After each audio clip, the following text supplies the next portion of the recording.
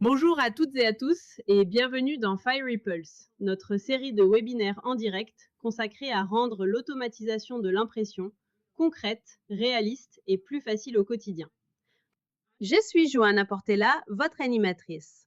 Que vous ayez suivi nos sessions l'an dernier ou que ce soit votre première fois, nous sommes ravis de vous accueillir. Aujourd'hui, on passe à l'étape 3 de notre parcours d'automatisation, l'automatisation du pré-presse. Les sessions 1 et 2 portaient sur l'automatisation de la préparation des travaux et l'optimisation de l'imposition. Cette fois, on s'attaque à l'un des gros points de friction en production, les fichiers entrants désordonnés et incohérents.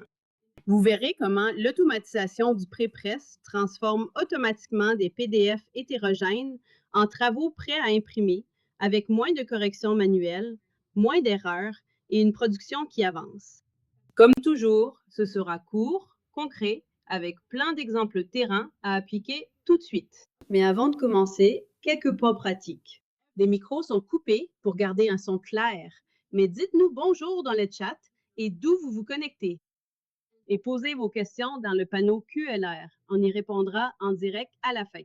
Et oui, la session est enregistrée. Vous recevrez le replay par email ensuite. Petite précision. Nous avons mis quelques liens dans l'encadré en bas et des études de cas à télécharger dans les documents dans le panneau des applis. Et dernière chose, si vous restez avec nous jusqu'au bout, une surprise attend les participants en direct. Maintenant, place à nos intervenants. D'abord, Heather Long, responsable marketing produit chez Fieri, va poser le contexte et expliquer pourquoi automatiser le pré-presse est essentiel pour un flux d'impression évolutif. Puis James, architecte solution chez Fieri, nous fera une démo en direct pour montrer comment le contrôle en amont automatisé et les flux basés sur des règles traitent automatiquement les problèmes de fichiers courants. Très bien, on démarre. Heather, à vous. Parfait, merci beaucoup, Johanna. Alors, voici une vue d'ensemble de notre parcours autour des briques d'automatisation. Ça doit vous parler, on l'a vu aux 2 dernières sessions. Comme Johanna l'a dit, au niveau 1 et 2 déjà abordés, nous avons automatisé la préparation des travaux et la mise en page avec les pré-réglages, les dossiers actifs et les modèles d'imposition. Ces étapes ont déjà dû faire une vraie différence, mais elles n'ont pas tout réglé. Il reste encore des choses à automatiser. C'est donc là qu'on passe au niveau 3, le sujet d'aujourd'hui. Le niveau 3, c'est l'automatisation pré-presse. Ici, on ne se contente plus d'automatiser des étapes, on automatise aussi les décisions.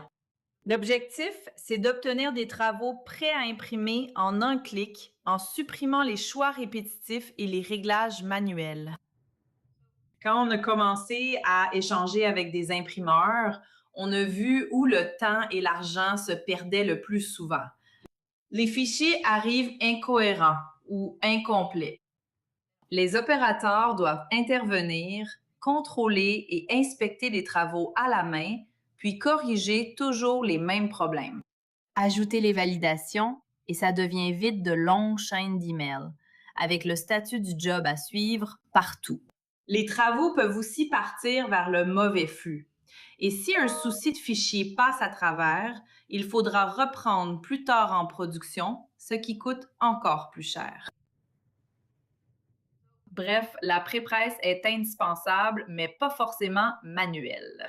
C'est là que Fieri Jobflow intervient. Avec Jobflow, vous définissez une fois toutes ces étapes pré-presse dans un workflow.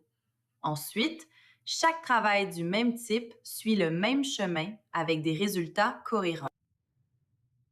Tous ces clics manuels qui peuvent chacun introduire une erreur sont réduits à un seul clic. Les travaux peuvent être corrigés automatiquement, vérifier les fonds perdus, ajuster l'orientation des pages, réorganiser les pages, supprimer les traits de coupe et bien plus encore. Les fichiers peuvent aussi être dirigés vers le bon workflow avec un processus de validation à distance intégré automatiquement. Avec Jobflow Pro, les travaux avancent sans intervention constante. Plus de goulot d'étranglement. Et il ne s'agit pas de remplacer les personnes, il s'agit d'enlever les tâches et décisions répétitives pour que les opérateurs aient du temps pour les travaux à plus forte valeur ou les exceptions qui se présentent. Regardons un exemple de ce à quoi peut ressembler un workflow. D'abord, vous créez vos workflows pour recevoir les travaux. Ils sont contrôlés, corrigés automatiquement, puis routés selon des règles définies. Ensuite, vous appliquez les pré-réglages FIERI et les modèles d'imposition. Au besoin, une demande de validation peut être déclenchée, puis le travail est prêt pour la presse, prêt à imprimer. Tous les workflows n'utiliseront pas chaque étape. Là, c'est juste un exemple. La structure dépend de vos travaux et de vos besoins. C'est tout l'intérêt. Vous la créez sur mesure. L'essentiel, c'est qu'une fois le workflow défini, les travaux le suivent de façon constante et automatique, avec les résultats prévisibles qu'on recherche. Voyons maintenant ce que ça donne en pratique. Je passe la main à James pour la démonstration en direct. Merci, Heather. Je partage mon écran pour que tout le monde voit. OK, vous voyez bien mon écran? Quelqu'un peut me confirmer? Oui, James, on voit bien. Parfait. C'est assez grand? Oui. Oui, c'est bon. Comme Heather l'a dit, JobFlow automatise certains points de friction que vous rencontrez en production print. Surtout avec des clients qui, avec Canva, se prennent tous pour des designers, pas vrai? On connaît les problèmes que ça crée dans les fichiers et vous payez quelqu'un pour les corriger avant même d'utiliser l'automatisation déjà présente dans votre Fiery. JobFlow sert justement à faire ça. Là, vous voyez une application qui tourne dans le navigateur. Vous voyez, j'ai juste Chrome ouvert et je suis dans JobFlow. JobFlow tourne dans le navigateur. Il s'installe sur un PC au spec minimal. Ces prérequis sont vraiment faciles à atteindre et il ne faut qu'une seule licence. Même avec plusieurs utilisateurs qui créent ou lancent des workflows, ça reste une seule licence. Ils se connectent avec leurs identifiants depuis n'importe quel navigateur du réseau et accèdent à JobFlow. Là, je suis sur l'écran des workflows. Et ici, cet onglet suit les travaux tout au long du processus. Regardons vite quelques soucis qu'on voit souvent en imprimerie, que vous rencontrez peut-être et que vous aimeriez automatiser au lieu de les refaire à chaque fois. Voici un PDF envoyé par un client. Les planches sont mélangées, alors qu'il veut un livret en piqûre à cheval. C'est assez courant chez les graphistes. Pour eux, la mise en page se fait comme ça. Ça leur paraît logique. Mais pour l'imprimer en livret paginé, il vous faut des planches organisées autrement. Normalement, vous l'enverriez à votre graphiste pour qu'il corrige ça avec ses outils. L'intérêt de JobFlow, c'est que les outils utilisés pour corriger le fichier sont aussi dans JobFlow pour créer un workflow automatisé et réutilisable. C'est ce workflow ici. J'utilise le module Correct qui est intégré à JobFlow. Et si on regarde ce qu'il contient, il y a littéralement des milliers d'options issues de Pitsstop Edit inclus avec JobFlow. Et c'est en général ce que vos graphistes utilisent pour corriger les fichiers. On a donc fait en sorte que ce soit simple de créer un workflow avec ça. Je peux simplement glisser ce fichier dans le workflow Fix Printer Spreads. Et c'est automatisé. Au passage, ce n'est pas la seule façon d'envoyer un travail dans un workflow. Si je vais sur mon bureau, vous voyez ces dossiers ici avec les flèches. On les appelle des dossiers intelligents. Vous pouvez glisser le travail dans ce dossier qui peut être partagé avec tout le réseau. Il y a donc plusieurs façons d'alimenter un workflow. Je vous montre juste celle que j'utilise d'habitude en démo. Alors, qu'est-ce qui se passe une fois le travail envoyé dans JobFlow?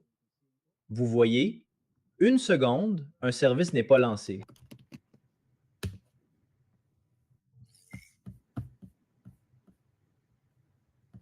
Oui, ce service n'est pas lancé. Ça arrive parfois avec ces Cloud Fiery. Bon, dès qu'il redémarre, je clique sur Réessayer et le job repart dans le système. Et pendant qu'on attend, revenons sur ce workflow. Pour moi, c'est un peu comme des Legos. On part du haut, on ajoute chaque étape nécessaire pour ce type de job. Ici, par exemple, mon gabarit d'imposition qui sert à paginer, ajouter des fonds perdus, des traits de coupe, tout ce dont j'ai besoin. Puis ça part dans mon Fiery, dans Command Workstation, prêt à imprimer. C'est le principe de tous les workflows. Si on revient ici, le service doit être relancé maintenant. Je clique sur Réessayer et au final, le job arrive ici, dans Command Workstation. J'ai réglé le workflow sur Traiter et attendre. Donc, pour l'opérateur, quand le job arrive, il apparaît Traité avec un aperçu. Il identifie le titre de job et le support à utiliser. Et si la quantité n'est pas dans le workflow, il clique ici, la saisit pour ce job et c'est prêt. Voilà le job. Il vient d'arriver, il est en traitement, juste pour l'aperçu. Et si je reviens dans Jobflow, vous voyez qu'il est terminé puisqu'il est ici. Au passage, ici aussi, je peux prévisualiser. Je clique et j'obtiens un aperçu PDF du job. Et rien qu'à l'aperçu, on voit qu'il est corrigé. Les planches mixtes sont devenues un livret paginé. OK, même chose ici. Si je clique sur cette tâche traitée, dans la vue image, vous voyez 4 pages. C'est un livret prêt à imprimer. Autre exemple. Là, je pense à un problème très courant chez les clients, les cartes de visite. Ce serait quand même pratique de lancer ces 4 cartes de visite différentes sur un seul tirage groupé. Là, impossible. J'ai une carte recto-verso. Et j'en ai une en recto seul. Rien que ça m'empêche de les grouper. Mais j'ai aussi des soucis sur certaines cartes, comme celle-ci. Qu'est-ce que j'en fais? Il y a tout ce bazar dessus à retirer avant de pouvoir l'imposer et lancer le travail. D'accord? Donc, normalement, je traite chaque job à part et j'en envoie certains à un graphiste pour correction. Avec Jobflow, plus besoin. J'ai un flux qui les analyse puis les dirige vers le bon workflow, celui qui gère les exceptions et corrige les problèmes. Je peux les glisser tous ici et les soumettre au flux Business Card Automation. Et là encore, on va voir tous ces jobs se traiter puis partir tout seul vers le Fiery. Si on regarde ce workflow, ici, je fais simplement du routage. D'abord, avec le pre-flight, je dis s'il y a 2 pages dans un fichier, envoie-le vers le flux recto-verso. Sinon, envoie-le vers le flux carte de visite recto-sol. Ben, c'est ce dont on parlait. On retire la décision manuelle et tout devient automatique. Donc là, vous voyez, tous ces jobs sont en traitement et arrivent dans le Fiery. Et encore une fois, tout est fait sauf choisir le support et la quantité. Et si vous le souhaitez, quand vos flux sont toujours les mêmes, vous pouvez aussi intégrer ça dans un pré-réglage Fiery au moment de créer le workflow. Comme ça, tout est prêt pour lancer le job. Voilà la carte de visite qui avait des traits de coupe. Si on la regarde d'un peu plus près, vous voyez que les traits de coupe, les barres couleurs, tout ce qui traînait dessus a été supprimé et il lui fallait des fonds perdus. Et si je zoome, vous voyez en bas les traits de coupe au niveau des fonds perdus. Top. Donc là, on vient de prêter 4 cartes de visite différentes, de corriger les soucis sur certaines et de faire passer le tout dans un seul workflow. Passons au dernier exemple. Celui-ci vient d'un client qui avait ce besoin. Il m'a dit, James, on reçoit des cartes de visite de toutes les tailles. Enfin, pardon, des cartes postales. En général, on n'a que 5 formats de cartes postales et ce serait vraiment pratique de pouvoir les déposer dans un seul workflow et qu'ils fassent tout le reste. Je les ai donc aidés à créer ce workflow et je pense qu'il va vous parler, celui-là. J'ai donc un workflow appelé carte postale.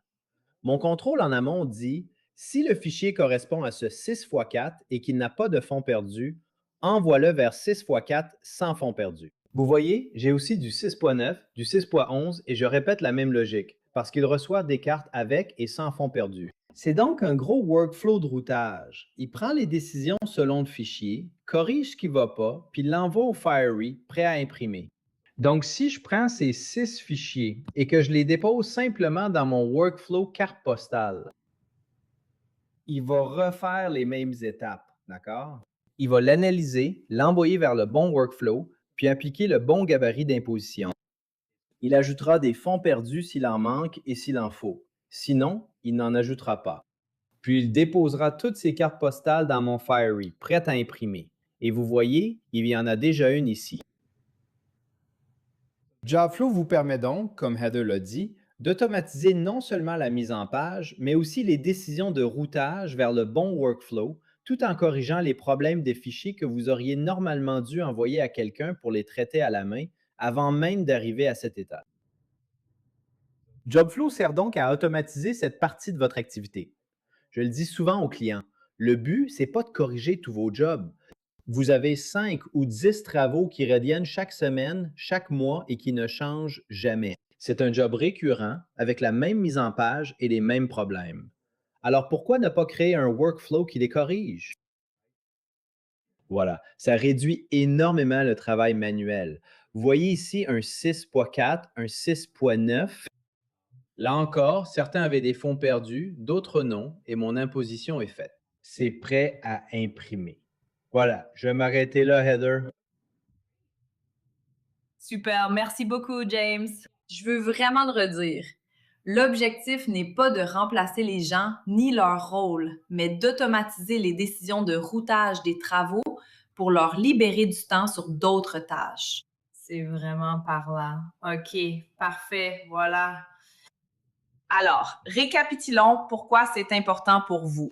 D'abord, vous aurez moins d'erreurs et de réimpressions. Une fois les contrôles et corrections définis dans votre flux, ils s'appliquent à chaque fois, pas seulement quand le bon opérateur est là. Les travaux avancent dans le flux au lieu d'attendre qu'un opérateur les vérifie ou les oriente à la main. Et avec le temps, toute l'équipe gagne en capacité à effectif égal. Vous ne demandez pas à quelqu'un de travailler plus vite ou plus dur. Vous retirez les étapes répétitives qui les ralentissent et qui, soyons honnêtes, les ennuient aussi. Et surtout, vous obtenez des résultats fiables et réguliers, travail après travail. Voilà pourquoi l'automatisation pré-presse compte. Elle transforme vos bonnes pratiques en processus répétables. J'espère donc que ça vous donne envie d'aller plus loin. N'hésitez pas à demander une démo Jobflow à distance personnalisée avec l'un de nos experts Fieri. Vous pouvez la planifier via ce lien. Et pensez aussi à profiter de notre essai gratuit de 30 jours pour tester les flux avec vos propres travaux. Essayez-le, voyez comment ça fonctionne chez vous et comment ça s'intègre à votre production. Pour démarrer, fiery.com/jobflowpro. Vous pouvez acheter Jobflow auprès de vos revendeurs Fiery. Et comme Johanna l'a dit, pour vous remercier d'être là en direct, nous proposons une remise de 20% pendant 2 semaines à partir d'aujourd'hui et jusqu'au 4 février. Ces 20% s'appliquent à Jobflow, mais aussi au pack Fieri Jobflow avec Impose pour intégrer les modèles d'imposition dont on a parlé. Ce pack inclut la mise en route à distance, les licences des 2 produits, plus la configuration et la formation à distance par notre équipe de services professionnels Fieri. Comme ça, vous êtes opérationnel rapidement et dans de bonnes conditions. Profitez donc de cette offre et allez voir les produits listés ici dans nos liens rapides. Et l'automatisation ne s'arrête pas à l'impression. Inscrivez-vous à notre prochain webinaire, le niveau 4, où l'on verra comment automatiser. Les processus et la configuration, le 24 février. On va passer aux questions-réponses. Je suis sûre que vous en avez plein. Vous pouvez les saisir dans le panneau questions à droite. Merci Heather, merci James, c'était très clair. Avant de passer aux questions, j'ai une dernière demande. Dites-nous ce que vous avez pensé de la session. Il y a un sondage, je vous partage le lien maintenant. Dites-nous ce que vous en avez pensé et quel sujet vous aimeriez voir la prochaine fois. Vos retours nous intéressent toujours. Très bien, passons aux questions. Première question. Est-ce que Jobflow nécessite une licence en plus de ma licence Fieri? Oui, ici Hans, je suis chef de produit pour Fiery Jobflow. Si vous avez déjà une licence d'imposition, Ça dépend de l'endroit où vous installez JobFlow. S'il est sur le même système que la licence Fiery Impose activée, pas besoin d'une licence d'imposition en plus. Ah, pardon, j'ai mal lu la question. Non, JobFlow est une licence séparée. Il n'est pas inclus avec Fiery Impose. D'accord. Question suivante. Est-ce que JobFlow peut envoyer un travail sur une imprimante dans une autre ville? Point d'interrogation, point d'exclamation, ça dépend de la façon dont JobFlow peut accéder à ce périphérique précis. Si un VPN, oui, JobFlow le verra comme n'importe quel autre périphérique du réseau. Mais on a aussi une intégration avec le FTP sécurisé. Donc, si cette autre imprimante peut se connecter à un site FTP sécurisé, et en fait, si vous voulez faire le traitement principal avec tout ce que James a montré, il faut une licence payante. Mais on a aussi une version gratuite de JobFlow qui prend en charge les FTP sécurisés. Vous pouvez donc envoyer des travaux depuis votre JobFlow payant et les déposer dans un emplacement FTP sécurisé, puis ils sont repris par l'autre instance JobFlow, celle connectée à la machine dans l'autre ville. Il y a plusieurs scénarios possibles, mais oui, la réponse est oui.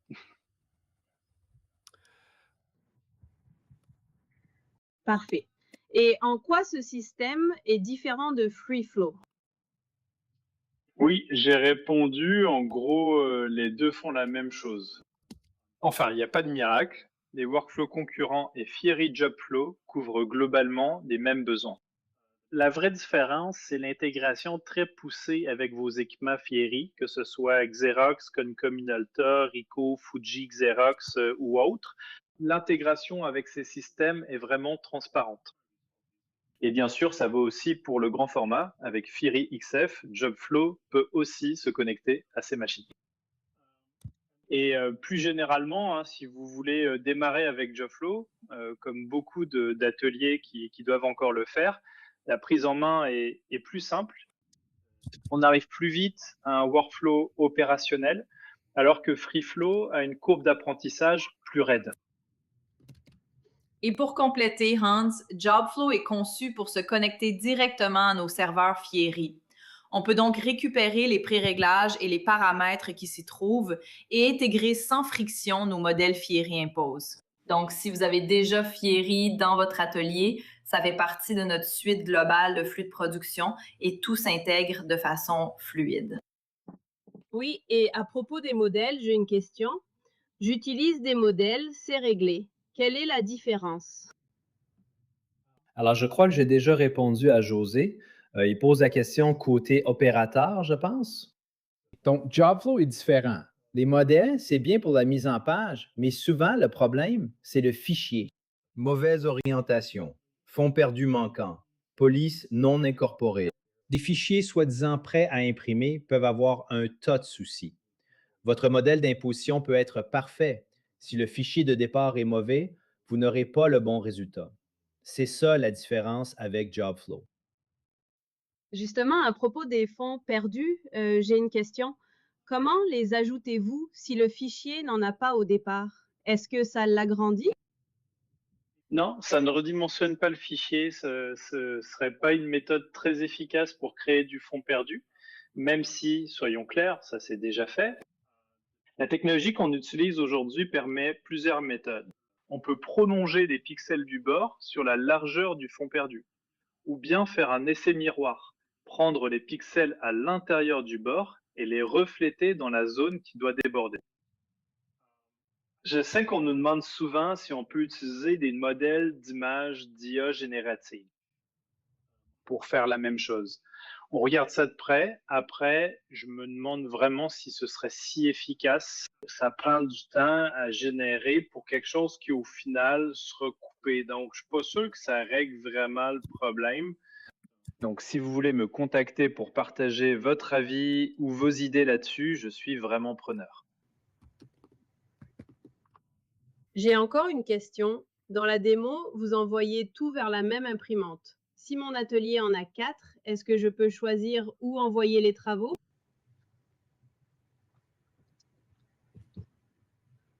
Oui, tout à fait. Et il n'y a pas besoin de licence en plus pour envoyer des travaux vers d'autres imprimantes. Une seule licence couvre des workflows, des utilisateurs et des périphériques illimités. Ensuite, vous pouvez déplacer ou copier les travaux. Et dans le module de sortie, il y a une fonction que James n'a pas montrée. On peut définir des imprimantes de remplacement. Si une imprimante est hors ligne, il en choisit automatiquement jusqu'à 2 autres. Vous pouvez avoir plusieurs options pour router des travaux. Ça ajoute une sécurité. Si l'une est hors ligne, on bascule sur la suivante. Oui. Autre question. J'ai un fichier PDF de 200 pages avec des factures. Chaque page doit être imprimée et pliée en 3 pour une enveloppe à fenêtre. Est-ce possible sans envoyer chaque page une par une dans Fiery pour l'imprimer? Oui, on a plusieurs workflows qui répondent exactement à ce cas. Là, on est plutôt sur des workflows vraiment avancés où on peut utiliser différentes méthodes pour analyser le fichier et repérer où une aide se termine et où la suivante commence afin d'identifier. Ce qui correspond à une facture.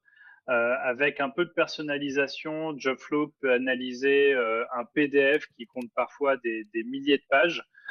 On repère un QR code, une phrase par exemple, puis on dit au système, voilà, ici c'est un nouveau document, traite la première page de cette facture comme telle, puis les pages suivantes en conséquence. On a plusieurs exemples de ce type.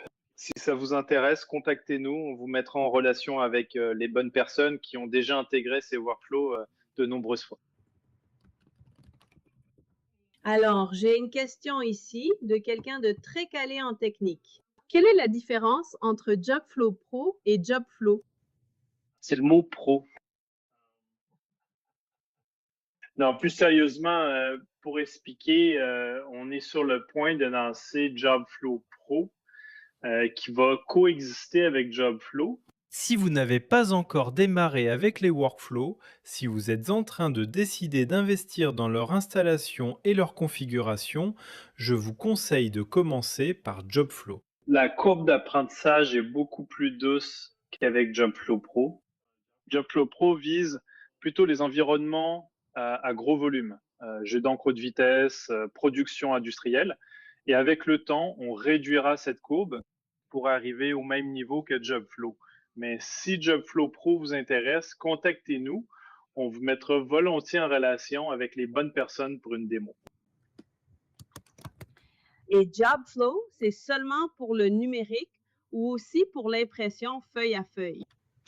Si vous parlez d'impression offset, oui, jusqu'à un certain point, ça dépend de votre environnement.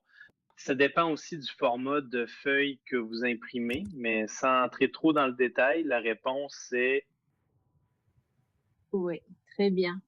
Je regarde juste si je trouve une autre question. On arrive déjà au bout, mais je vais peut-être en prendre une dernière et je vois que James est très en forme. Est-ce qu'il existe des tarifs éducation pour Jobflow Pro? Là, c'est une université qui demande si elle a droit à une remise. Très bien, j'ai compris. OK. Je crois qu'on a répondu à toutes, c'est ça? Bon, parfait. Je regarde s'il y a autre chose ici. Ah, j'en ai trouvé une autre. Oui, oui. Est-ce qu'on peut importer d'autres types de fichiers dans Jobflow?